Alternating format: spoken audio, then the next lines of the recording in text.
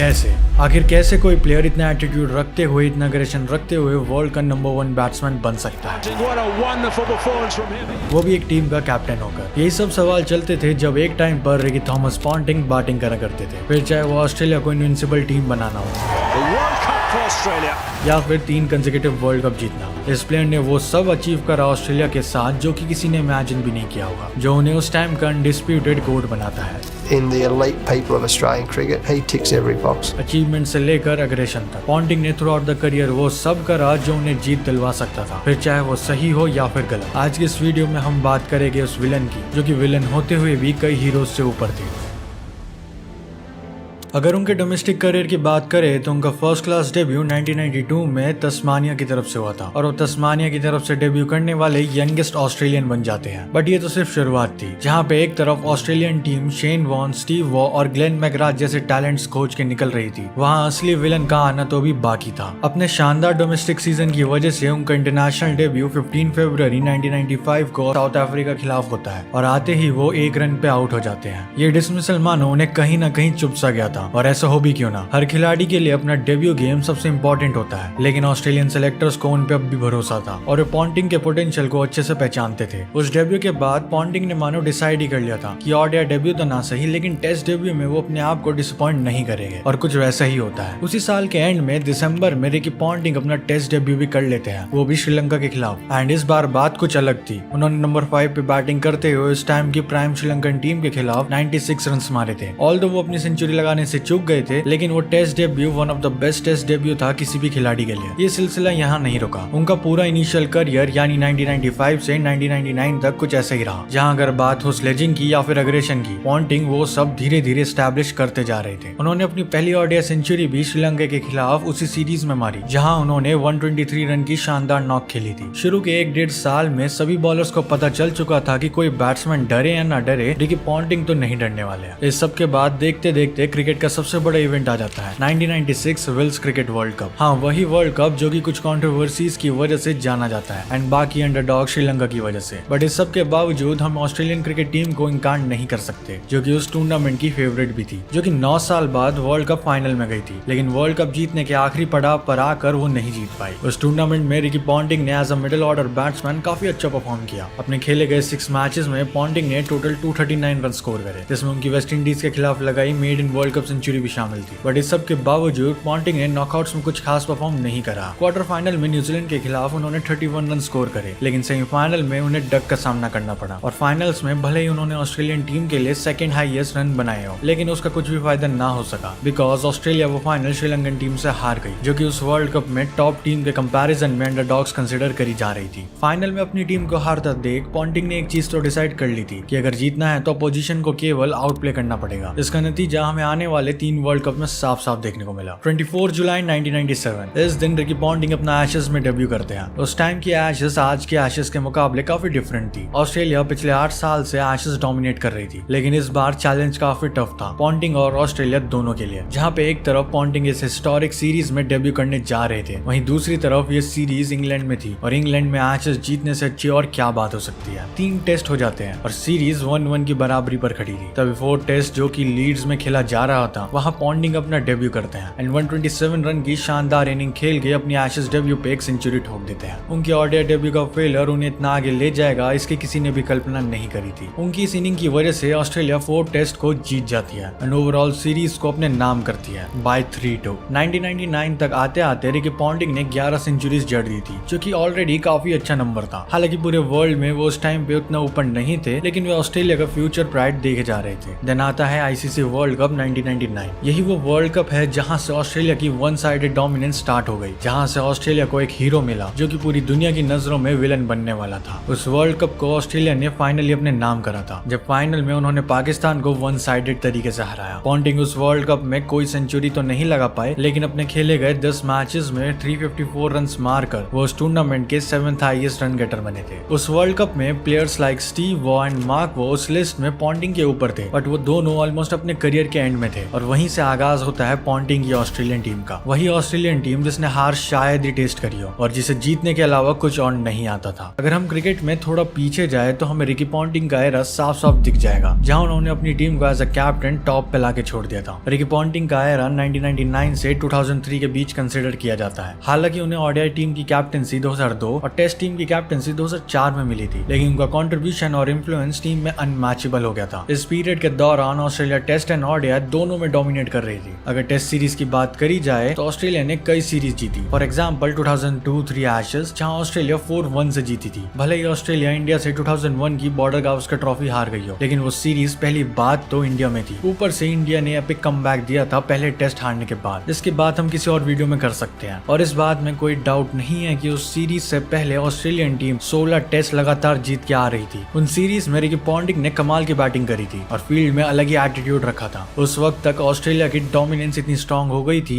कि 2003 से 2007 की ऑस्ट्रेलियन टीम को अब तक की बेस्ट टीम माना जाता है। बट ये सब तो सिर्फ शुरुआत थी और डोमिनेशन का राइज हमें और देखने को मिला जब रिकी पॉन्टिंग को कैप्टनसी दी गई थी। अर्ली 2000s में ऑस्ट्रेलियन टेस्ट टीम काफी अच्छा परफॉर्म करते हुए नजर आ रही थी, लेकिन ओडीआई टीम का हाल कुछ उतना खास नहीं था। इस सब की वजह से स्टीव वॉ ने 2002 में ओडीआई कैप्टनसी छोड़ दी थी एंड फाइनली रिकी पॉन्टिंग को कैप्टनसी दे दी जाती है। एक तो अग्रेसिवनेस, ऊपर से टीम का बेस्ट बैट्समैन, एंड जब वही प्लेयर टीम का कैप्टन बन जाए तो चीजें काफी हीटअप तो होनी ही थी। पॉन्टिंग को ओडीआई की कैप्टनसी मिलने के बाद मानो ऐसा लग रहा था कि उनका टेस्ट फॉर्म भी एलिवेट हो रहा है। 2002 की साउथ अफ्रीका की टेस्ट सीरीज में उन्होंने अनबीटन 100 मारा, जिसने उन्हें वो सीरीज 2-1 से जितवाने में मदद करी। उन्होंने लेटर 2002 में पाकिस्तान के खिलाफ भी कमाल की बैटिंग करी, जहां उन्होंने केवल 3 टेस्ट मैचेस में 85.50 की एवरेज से 342 रन ठोक दिए और ऑस्ट्रेलिया वो सीरीज 3-0 से जीत गई। पॉन्टिंग ना ही केवल as a captain but also as a player काफी कंट्रीब्यूट कर रहे थे as compare to other people. But अभी मेन चीज आनी बाकी थी और वो थी 2003 का ओडीआई वर्ल्ड कप। 2003 के वर्ल्ड कप को कौन ही भूल सकता है। वो वर्ल्ड कप उस टाइम के हर इंडियन फैन को याद ही होगा। न केवल इंडियन टीम उस वर्ल्ड कप के फाइनल्स तक गई थी, बट उस वर्ल्ड कप में इंडियन टीम की जान सचिन तेंदुलकर ने रिकॉर्ड ब्रेकिंग 673 रन बनाए थे। But at the same time वो वर्ल्ड कप उस टाइम के इंडियन फैंस के लिए एक नाइटमेयर से कम नहीं था। सचिन तेंदुलकर से लेकर सौरव गांगुली तक पूरी इंडियन टीम को ऑस्ट्रेलिया से हार झेलनी पड़ी और इसका रीजन था रिकी पॉन्टिंग। अगर उस वर्ल्ड कप की शुरू से बात करें तो ऑस्ट्रेलिया आउटस्टैंडिंग फॉर्म में लग रही थी। मानो ऐसा लग रहा था कि वो हर मैच बस फॉर्मेलिटी के लिए खेल रही हो और उन्हें पता था कि ये वर्ल्ड कप ऑलरेडी उनका ही है। न ही केवल ऑस्ट्रेलिया ग्रुप स्टेजेस में अनबीटन रही, लेकिन सुपर 6 में उन्होंने एक भी मैच नहीं हारा। ब्रेट ली से लेकर मैथ्यू हेडन तक, मैकग्राथ से लेकर एडम गिलक्रिस्ट तक, सभी प्लेयर्स अलग ही फॉर्म में लग रहे थे। बट इस सब की वजह और फिर ऐसा कह लो कि इन सब की ताकत और कोई नहीं, उनके कैप्टन रिकी पॉन्टिंग थे, जो कि टीम में एक चैंपियन मेंटालिटी लाते थे, क्योंकि वे खुद 1999 के वर्ल्ड कप विनर थे। फाइनल मैच आते आते किसी को भी नहीं लग रहा था कि टीम हार भी सकती है। फाइनल मैच में ऑस्ट्रेलिया इंडिया के अगेंस्ट थी। पॉन्टिंग उस फाइनल मैच से पहले 285 रन बना चुके थे, जो कि सौरव गांगुली एंड सचिन तेंदुलकर के बाद थर्ड हाईएस्ट थे उस वर्ल्ड कप में। लेकिन जहां एक तरफ इंडियन टीम 2 से 3 प्लेयर्स के भरोसे मैच जीत रही थी, वहीं यहाँ एक से एक बढ़कर प्लेयर कंट्रीब्यूट कर रहे थे। फाइनल मैच आता और ऐसा लग रहा था कि रिकी पॉन्टिंग उसी मैच का इंतजार कर रहे थे। पहले बैटिंग करते हुए ऑस्ट्रेलियन टीम 105 पे अपना पहला विकेट खो देती है and Ricky Ponting 14th over में क्रीज पर आ जाते हैं और बस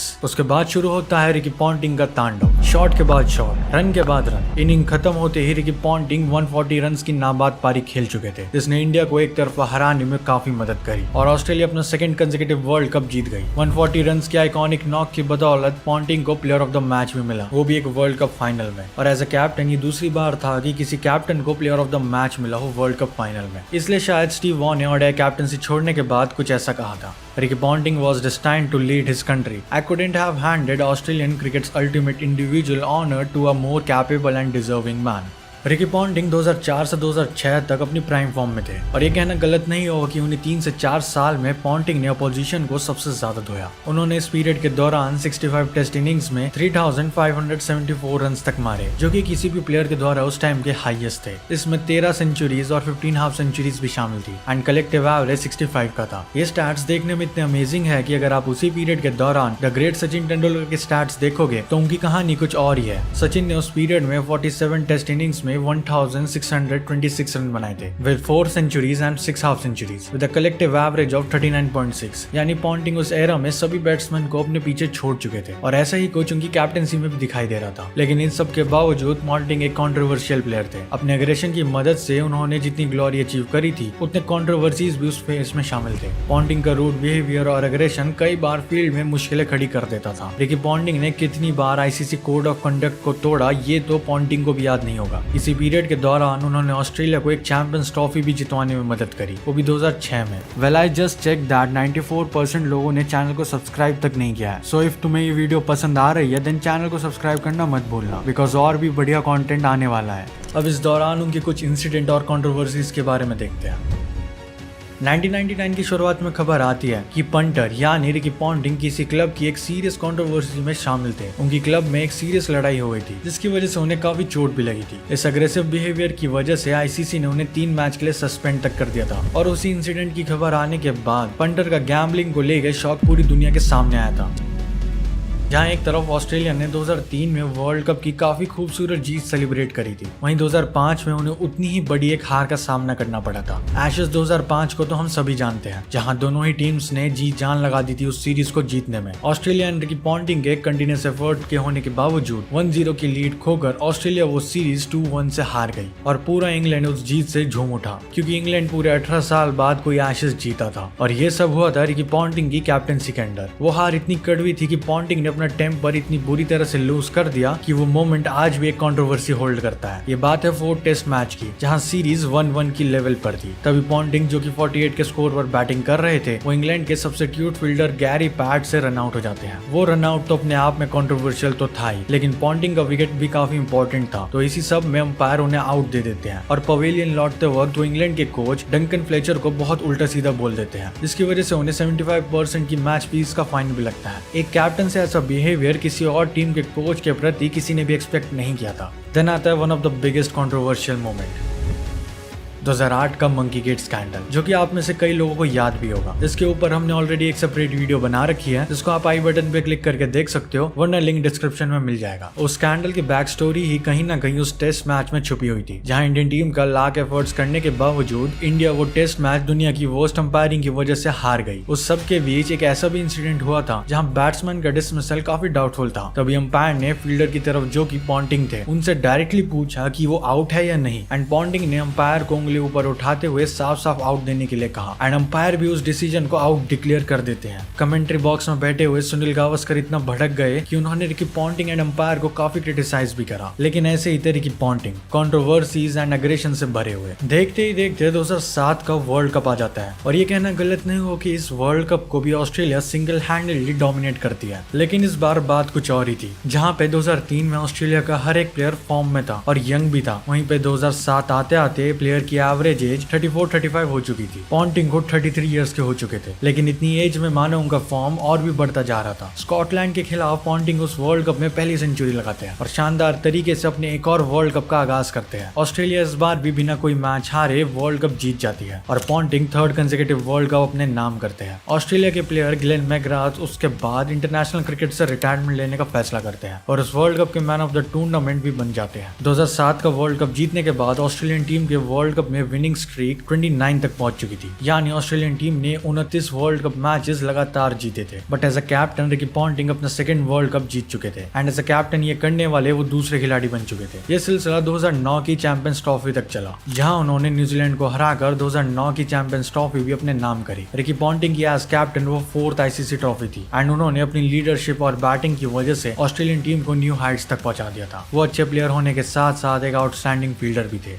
इतिहास गवाह है कि किसी भी टीम का अगर कोई प्राइम फॉर्म चल रहा हो तो उसका डाउनफॉल भी कभी न कभी आया ही है, और यह होना लाजमी भी है, क्योंकि जो प्लेयर्स उस टीम को पीक तक पहुंचाते हैं उन्हीं प्लेयर्स के रिटायरमेंट के बाद टीम डाउनफॉल के पाथ पर चल पड़ती है। और ऐसा ही कुछ रिकी पॉन्टिंग के साथ होने लग रहा था। इस डाउनफॉल की शुरुआत होती है 2007 में, जब शेन वॉर्न और ग्लेन मैकग्राथ रिटायरमेंट ले लेते हैं, और 2008 में एडम गिलक्रिस्ट भी। सबसे पहले ऑस्ट्रेलिया और इंडिया के बीच सिडनी टेस्ट मैच कंट्रोवर्सी होती है, जिसके बारे में आप सब जानते ही होंगे। वो कंट्रोवर्सी इतनी ज्यादा डिस्टर्बिंग थी कि इसके बारे में हम किसी और वीडियो में डिस्कस करेंगे। लेकिन उस मैच के बाद Indian fans and even Australia press reporters Ricky Ponting के ऊपर कई सवाल लेकर चढ़ जाते हैं और कई सारी थ्योरीज भी बिल्ड हो जाती है इस टेस्ट मैच के अराउंड। उसके बाद होती है 2008 में सीबी सीरीज, जिसको कोई इंडियन फैन कभी नहीं भूल सकता। सीबी सीरीज को हमने 2 वीडियोस में ऑलरेडी कवर करा हुआ है, आप आई बटन पे जाके उस प्लेलिस्ट को देख सकते हो, वरना दोनों ही वीडियो का लिंक डिस्क्रिप्शन में मिल जाएगा। वो सीबी सीरीज इंडिया के लिए एक हिस्टोरिक सीरीज थी जो उन्होंने ऑस्ट्रेलिया को हरा कर जीती थी। एंड इसके बाद 2008 की बॉर्डर गावस्कर ट्रॉफी में पॉन्टिंग 2-0 से वो सीरीज भी हार जाते हैं। कुछ प्लेयर्स का रिटायरमेंट ही हुआ था कि इतने में पूरी टीम को डाउनफॉल देखना पड़ गया और अब रिकी पॉन्टिंग की कैप्टनसी के ऊपर भी सवाल उठने लग गए थे।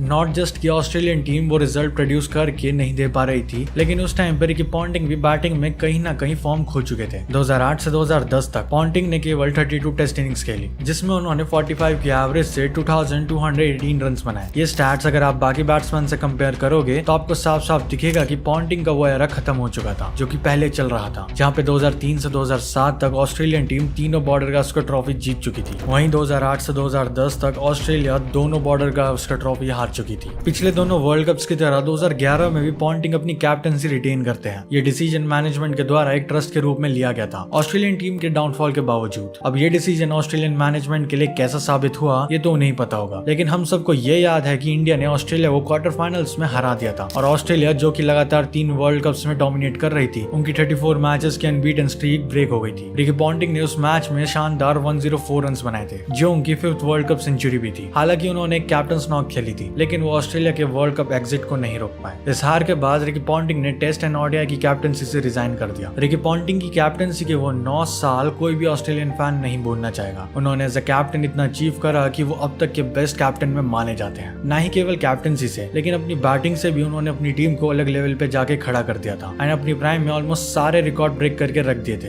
2012 में उन्होंने साउथ अफ्रीका के खिलाफ अपना आखिरी टेस्ट मैच खेला और अपने इस लेजेंडरी करियर को एंड करने का डिसाइड किया। इन 10 से 12 सालों में रिकी पॉन्टिंग ने जो लेगेसी डिफाइन करी थी वो नेक्स्ट लेवल थी। 2 वर्ल्ड कप्स और 2 चैंपियंस ट्रॉफी और भी पता नहीं क्या क्या अचीव करा था रिकी पॉन्टिंग ने। न केवल पॉन्टिंग ने अपने एरा में डोमिनेट करा, लेकिन आने वाले एरा के लिए भी प्लेयर्स को तैयार किया, like Shane Watson, Mitchell Johnson and Michael Clarke. और जिसका रिजल्ट हम आज भी देख सकते हैं कि 2011 के वर्ल्ड कप की डिफीट के बाद कैसे 2015 का वर्ल्ड कप ऑस्ट्रेलिया जीत गई विदाउट द लेजेंड्स। और उस वर्ल्ड कप विन में वही प्लेयर शामिल थे जो कि पॉन्टिंग के एरा में नर्चर हुए थे। वेल, ये थी रिकी पॉन्टिंग की कहानी। अगर पाकिस्तानी कोच बॉब वुलमर की डेथ के बारे में वीडियो देखना है तो इस वीडियो पर क्लिक करो। अगर 1992 के वर्ल्ड कप कंट्रोवर्सी के बारे में जानना है तो इस वीडियो पर। Thanks for watching.